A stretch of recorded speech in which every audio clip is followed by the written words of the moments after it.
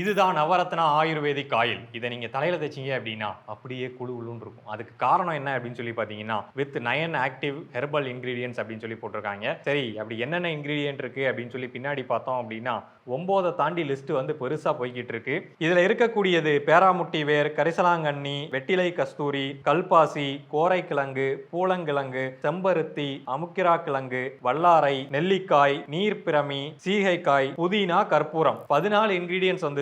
இது போக பேஸ் ஆயிலா வந்து நல்லெண்ணெய் இல்ல தேங்காய் எண்ணெய் அந்த மாதிரி ஏதாவது யூஸ் பண்ணுவாங்க. இதை நம்ம தலையில தைக்கும் போது குளிர்ச்சியான ஃபீலிங்கை கொடுக்கறதுக்கு காரணம் என்னன்னா, இதுல கொடுத்திருக்கக்கூடிய புதினா வந்து 100 எம்எல்க்கு 2020 மில்லிகிராம் அளவு வந்து கொடுக்குறாங்க. ஆனா இது நம்ம தலையில வந்து குளிர்ச்சியெல்லாம் ஏற்படுத்துறது கிடையாது. நம்ம தலையில இருக்கக்கூடிய TRPM8 அப்படின்னு சொல்லக்கூடிய இந்த கூலிங் சென்ஸ் பண்ணக்கூடிய ரிசப்டார் இருக்கும் இல்லையா, அதை வந்து இது தூண்டி விடுது. இந்த தூண்டல் காரணமா நம்மளோட மூளை வந்து அந்த இடம் குளிர்ச்சியா இருக்கு அப்படின்ற மாதிரி உணருது. ஸோ இது மூளையை வந்து ட்ரிக் பண்றதுக்கான ஒரு விஷயம் தான். மூளையை ஏமாத்துறோம், வேற ஒன்றும் கிடையாது. பட் அந்த ஏமாத்துற வேலை வந்து நமக்கு ஒரு ரிலாக்ஸேஷனான ஃபீலிங்கை வந்து கொடுக்குது.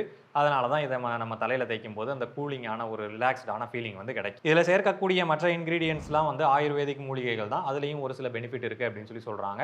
ஆயுர்வேதிக் மூலிகைகள் தான், பட் அதுக்காக நம்ம டெய்லியும் இதை பயன்படுத்தலாமா அப்படின்னு சொல்லி கேட்டிங்கன்னா அது வந்து கேள்விக்குறி தான். ஏன்னா டெய்லியும் அதே கூலிங் எஃபெக்ட் வந்து கிடைச்சிட்டே இருக்காது. ஒரு கட்டத்துக்கு மேலே அந்த ரெசெப்டார்ஸும் வந்து அந்த கூலிங் எஃபெக்டை ஃபீல் பண்ணுறதை வந்து கம்மி பண்ணும். அதனால அதிகப்படியான எண்ணெயை நம்ம தேய்ச்சாதான் நமக்கு அந்த கூலிங் எஃபெக்ட் உருவாகும். ஸோ இதுவும் வந்து ஒரு விதமான போதை மாதிரி தான்.